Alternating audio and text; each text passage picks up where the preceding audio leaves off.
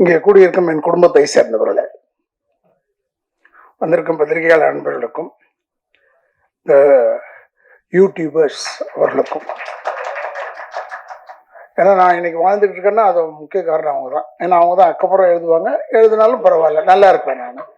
ஏன்னா அவங்க எழுதணும், என்னை பற்றி ஏதோ ஒன்று எழுதணும்.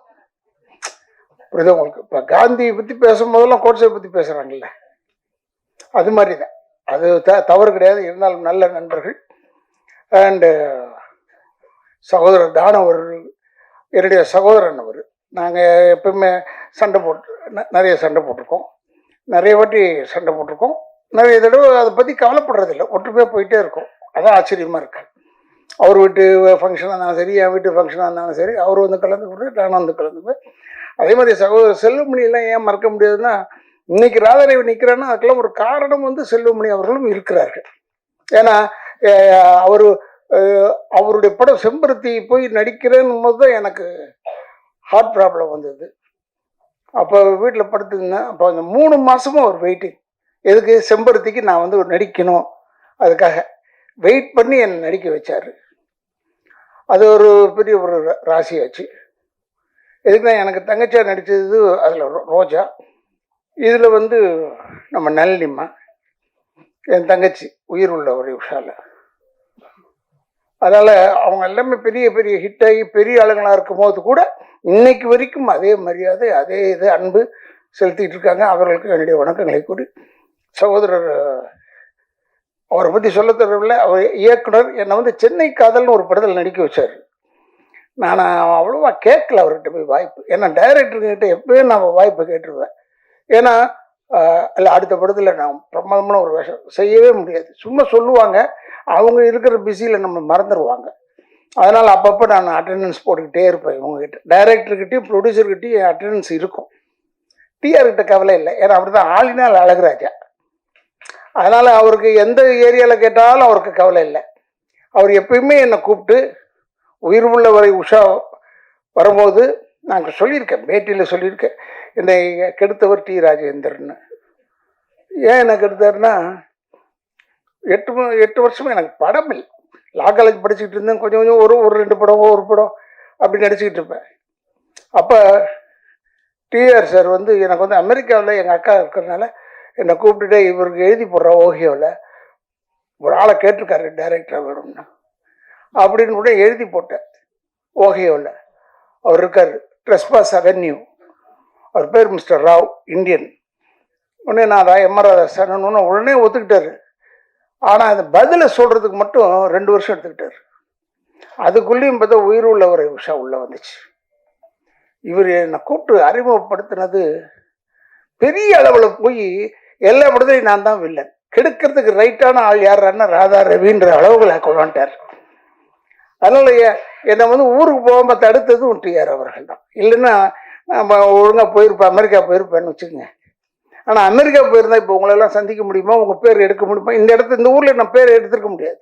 இந்த பேரில் எடுத்ததுக்கு காரணம் வந்து டிஆர் அவர்கள் தான். இப்போ கூட நான் அந்த பார்த்துக்கிட்டே இருக்கும்போது தானு சார் சொன்னார், பேசும்போது இது வந்துடும். அப்புறமா டைரக்டர் சொன்னார், எனக்கு பேசும்போது அழ வந்துடும்னு. நான் உண்மையிலே பார்க்கும்போது எனக்கு அழ வந்துருச்சு. எப்படிப்பட்ட படம், எப்பேற்பட்ட படம் பா! உயிர் உள்ள வரை உஷா. இவரை பார்க்கறதுக்கு நான் அப்போ சாந்தி விகார் பக்கத்தில் எங்கேயோ ஒரு ஃப்ளாட்டில் இருந்தார் சார், கங்கா அப்பார்ட்மெண்ட்ஸ். அங்கே இருந்தார். மேம் போனேன் வாயா அப்படி சொல்லிட்டு டோரை அவருக்கு எதுவும் கிடைக்கூடாது, டோர் கீரெலாம் உடனே தட்டுவார். டக் டக் டக் டக்குன்னு போட்டார். என்னென்னு பார்த்தா இவங்க கல்யாணம் பண்ணிக்க போகிறாங்க உஷா. அவங்க வந்து வெளிநாட்டுக்கு போயிருக்காங்க ஒரு ப்ரோக்ராமுக்கு. உடனே எனக்கு பாடி காமிச்சார். இந்த உயிர் உள்ள ஒரு சில ஒரு பாட்டை பாடினார், வைகை கரை காற்று நிலைன்னு பாடினார். அப்படி யாரும் பார்த்தேன், என்னடா இந்த மனுஷன் நின்ன இடத்துல தட்டுறாரு, நின்ன இடத்துல பாடுறாரு, எப்படிடா இது இப்படி ஒரு மனுஷன்னா என்ன? அப்போ பார்த்தேன். இப்போவும் 40 வருஷமா இதே மாதிரி தான் இருக்காரு. அதுதான் அவர்கிட்ட இருக்கிற ஒரு பெரிய. நான் எப்பவுமே தம்பியை கூட பார்த்து சொல்லுவேன், நான் பிள்ளைய பார்த்து சொல்லுவேன், அவன் எனக்கு ஒரு மகன் மாதிரி அவரை நான் எப்பவுமே பார்த்து சொல்லுவேன், என்ன தான் சொல்லு, அந்த டிஆர் மாதிரி நீ வர முடியாது. அப்படிப்பட்ட ஒரு ஆளப்பா. ஆனால் எல்லாமே அவர் பிறந்த பிள்ளைங்க பூரா எல்லாமே கலை அம்சம் கொண்டது. ஏன்னா இந்த பிளட் உச்சி முடியிலேருந்து கால் வரைக்கும் கலை தான் அவருக்கு லைஃப். போய் இப்படி நிற்க முடியாது. என்னென்னா இப்போ கொஞ்சம் நேரங்கள்லாம் பார்க்க ஆரம்பிச்சிட்டாரு. அது வேற, அதை பற்றி நமக்கு ஒன்றும் கவலை இல்லாது. என்னென்னா இவரை நம்பி நான் வீட்டுக்கு போயிட்டேன். நான் எப்பயும் அடிக்கடி வீட்டுக்கு போவேன். அப்போ சிவாஜி அப்பா வீடு பக்கத்தில் இருந்தார். அங்கே போனோம்னா மேலே நின்றுட்டு இருந்துட்டு, மேலே தானே இருக்காரு, என்ன டிஆர் எப்படி இருக்கீங்க அப்படி செஞ்சுட்டாரு. அப்படி சொல்லிடுறாரு, பேசக்கூட மாட்டுறாரு, அளவு சொல்ல மாட்டுறாரு. அந்த கோவம் எனக்கு. உடனே என்னை கூப்பிட்டு ஒரு அம்மா வந்து உங்களை உள்ளே உட்கார சொன்னாங்க. நான் இப்போ ஆஃபீஸ் ரூம் அந்த பக்கம் ரைட் சைடு உள்ளே உட்காந்துருந்தேன். வந்தார். இல்லையா, இந்த டைமில் உனக்கு பேசக்கூடாது உன்னோட, அதுக்காக தான் நான் பேசலை. இதை முதல்ல தெரிஞ்சிருக்கலாம்ல எனக்கு. அவர்கிட்ட கோச்சுக்கவும் முடியாது. அவர் சொல்றது பூரா செய்யறது பூரா எல்லாமே நல்லது. என்னன்னா அவருடைய இன்னொரு படத்தில் நடிச்ச நானும் நளினியும் ஜோடி. அப்ப அதுல நான் சென்ட்ரல் மினிஸ்டரா நடிச்சேன். காதல் அது ஹைதராபாத்ல எடுக்கிறோம். என்ன ஒரு லாபம்னா டெய்லி ஒரு கோழி அவுட்டு ரெடியா இருப்போம். நாங்க இன்னைக்கு தான் கோழி ஃப்ரை பண்ணிட்டியா அப்படி சொல்லுவோம். எங்களுக்கு தெரியும் எப்படி ஒரு டெய்லி ஒரு கோழி உண்டு. அது ஒரு எல்லாருக்கும் கொடுக்கறதுல அவ்வளோ அன்பானவர். இப்போ கூட சொன்னார், அவருக்கு எழுதி வச்ச வசனம்னு தான சார் சொன்னாங்க. நான் பார்த்தது இல்லை, இப்படி ஒரு மனுஷனை நான் பார்த்ததே இல்லை. ஏன்னா டைலாக்ன்றது ஒரு புக்கு கிடையாது, கையில் ஒரு பேப்பர் மட்டும்தான் இருக்கும். இந்த screen play of the picture scene order படி இவர் பாட்டுக்கு சொல்லிக்கிட்டே இருப்பார். டைலாகை நம்ம பாட்டுக்கு சொல்லிக்கிட்டே இருக்கணும். திடீர்னு ஏவிஎம்ல எடுத்துகிட்டு இருக்கும்போது, இந்த படம் நான் காதல் ஏவியத்தில் எடுத்துக்கிட்டே இருந்தேன். இல்லை இல்லை இல்லை, ஏன்னா நீங்கள் எடுத்தது ஏவிஎம்ல இதுதான். இந்த ஒரு சீன் எடுத்தீங்க, சுற்றி சுற்றி நடந்து வந்தேன். நடந்து வர இவர் பாட்டுக்கு டைலாக் சேர்க்குறாரு. ஒரு பாட்டுக்கு நானும் விடாமல் அப்படியே நடந்து பேசிக்கிட்டே இருந்தேன். அப்போ திடீர்னு ஒருத்தன் எட்டி பார்த்துட்டான் அங்கேருந்து. யார் அதை எட்டி பார்த்ததுன்னு நாங்கள் பேசிக்கிட்டு இருந்தது தான். இவர் உன்ன யாரும் எங்கடா இருக்கும் அப்படி வந்தார். உன்னை இப்படி பார்த்தாரு. பார்த்துட்டு சரி அவன் இந்த வீட்டு வேலைக்காரன், கதையை வச்சுக்க, அவனாலையும் செய்ய முடியாது, அவன் நல்ல நேரம் பாரு, இந்த வீட்டு வேலைக்காரன் ஆகிட்டான். அவன் ஓடியே போயிட்டான், அடுத்த தெருவுக்கு ஓடி போயிட்டான். ஒரு கத்துல அது மாதிரி ஒரு ஒரு ஒரு அழகான ஒரு விஷயங்கள் அவர்கிட்ட நிறைய இருக்கு. அவர் எப்பவுமே இன்வால்வ் ஆகிடுவார். அவர் எதில் போட்டாலும் அவர் இன்வால்வ் ஆகிடுவார். இப்போ கூட சொன்னார், உயிர் உள்ள ஒரு விஷயம் எடுக்க போகிற, திருப்பி ரீரிலீஸ் பண்ண போகிற வந்துருன்னு சொன்னார். நான் வந்துட்டேன். ஏன்னா உயிர் உள்ளவரை உஷாவில் நடிக்கும் போது என்ன பயமோ அதே பயம் இப்போவும் இருக்கு அவர்கிட்ட. ஏன்னா எனக்கு வந்து அவர் பசுக்குன்னு திட்டி விடுவார். அவர் யாரையும் பார்க்கல மாட்டார். அதெல்லாம் எவ்வளோ பெரிய ஆளாக இருந்தாலும் சரி, டக்குன்னு தப்பாக இருந்ததுன்னு நான் முன்னே திட்டிட்டு வர்றேன். ஏன்னா இவர் வந்து அவங்க அம்மா மேலே எனக்கு இவர் மேலே ரொம்ப பிரிய வந்தது காரணம், தஞ்சாவூரில் இந்த உயிர் உள்ள ஒரு ஷோ நடத்திக்கிட்டு இருந்தோம். அப்போ அவங்க அம்மா வந்தாங்க, டிஆருடைய அம்மா. எவ்வளோ மரியாதை கொடுத்தாரு ஏம்மா. நான்லாம் தாய்னாலே நான் வீக்னஸ்ஸு எனக்கு. அப்புறம் இவர் பயங்கரமாக அவங்க அம்மாவுக்கு மரியாதை கொடுத்து கூப்பிட்றது என்னப்போ, எவ்வளோ பெரிய டிஆர் அவனை அவங்க அம்மாவுக்கு எவ்வளோ பெரிய ஒரு மரியாதை கொடுக்குறாரு என்ன.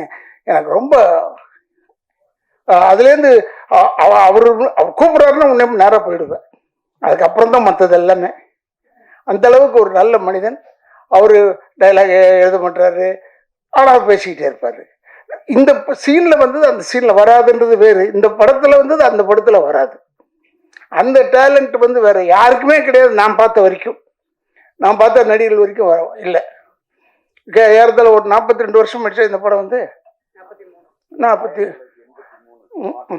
கிழிஞ்சது போ, 83 போயிட்டு அடிச்சிருக்கோம் இப்படி. ஆனால் அப்பா 40 இயர்ஸ் 42 இயர்ஸுக்கு அப்புறமா இன்னும் அதே மாதிரி இருக்கிற மனுஷன் டச் அவுட் அப்படியே இருக்கணும். டிஆர் நல்லா இருக்கணும். எங்களெல்லாம் வளர்த்து விட்டு அழகு பார்த்துட்டார். எல்லாரையும் வளர்த்து விட்டு அழகு பார்த்தார். உயிர் உள்ள ஒரு உஷா முடிகிறதுக்குள்ளே சௌகரியம்மா வீட்டில் ஷூட்டிங்கு, அங்கே முடிகிறதுக்குள்ளே இந்த பஞ்சாயத்து பண்ணி என்னால் டயர்டாயிட்டேன். தனியாக சிரிக்கிறா பாருங்க நல்லே, டெய்லி பஞ்சாயத்து. இவர் அப்போ இன்னும் இளமை வேற இருக்க, 40 வருஷத்துக்கு 42 வருஷம் பின்னாடினா எவ்வளோ பெரிய இளமை செய்வார். இன்னும் இது வந்து நான் முடியாது, ஏன்னா இதுவும் கோகாரி. அப்படி நான் போய் கெஞ்சி இல்லைம்மா அது வந்து அது அப்படிதான் சொல்லிகிட்டே இருப்பேன். அப்படி கெஞ்சி டெய்லி பஞ்சாயத்து. அப்படி இருந்து படம் முடிச்சு படம் ரிலீஸ் ஆகி ஓடுது. அசந்துட்டோம். என்ன அதே கல்பனா ஹவுஸில் என்ன இவர் சார் வந்து அந்த பைக்கில் சுற்றி வருவேன். அப்போ இவர் செயின் ஜெயபாலா நடிக்கிறார். அந்த வீட்டில் அவர் அவுட் சின்ன கேட் இருக்குது, அதில் தான் இவர் இருப்பார். கதவு திறப்பார்.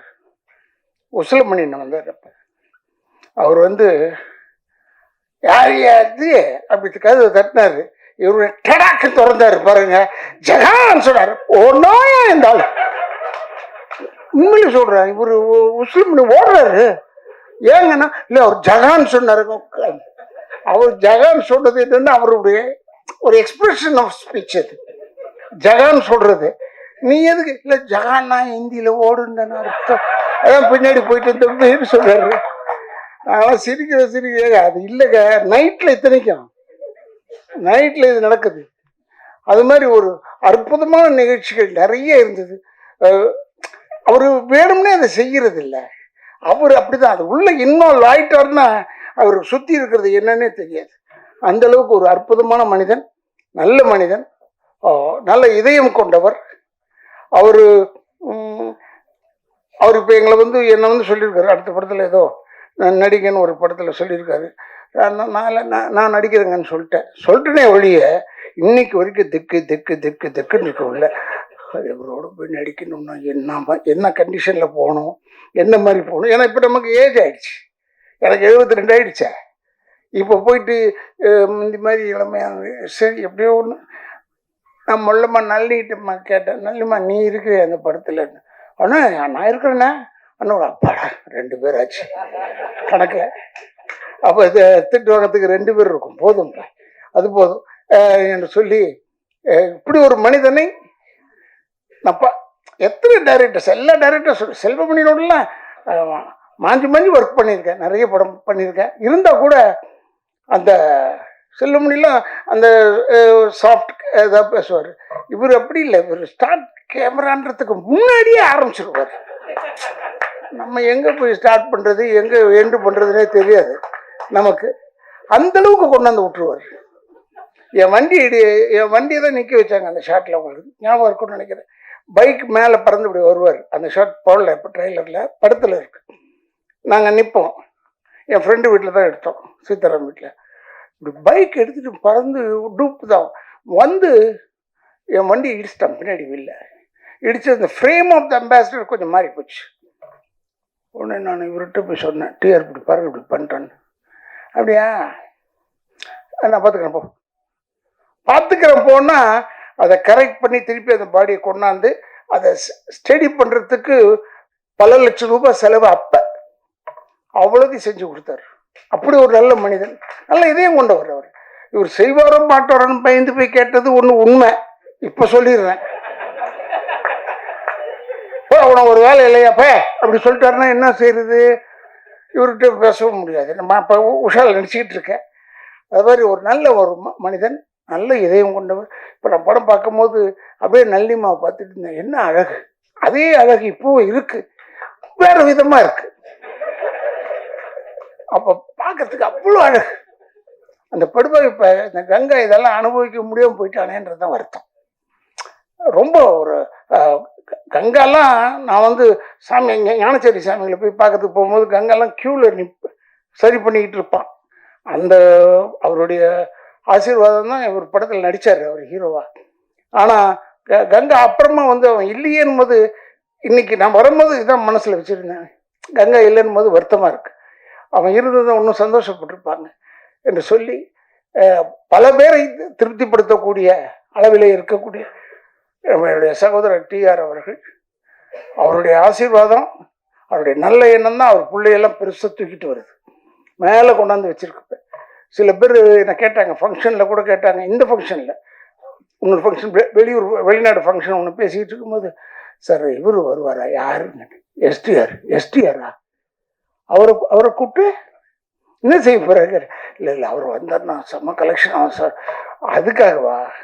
என்னால் அந்த வேலைலாம் கிடையாது, எனக்கு அந்த வேலைலாம் கிடையாது. ஏன்னா நான் நேராக போய் டேரக்டர் தான் பேச தெரியும். டிஆர் வந்து அவர் ரூம்ல உட்கார்ந்து இருக்கிறதே ஒரு கலை அம்சம் கொண்டது ஒரு விஷயம். நான் பெருமைக்காக சொல்ல, கலை அம்சம் எல்லா ஏரியாலையும் கலை அம்சத்தோடு தான் இருப்பார். அவர் வெற்றித்தனமா பேசி நான் பார்த்ததில்லை, கேட்டதில்லை. வெற்றித்தனமா நான் வெற்றித்தனமா நிறைய பேசுவேன்.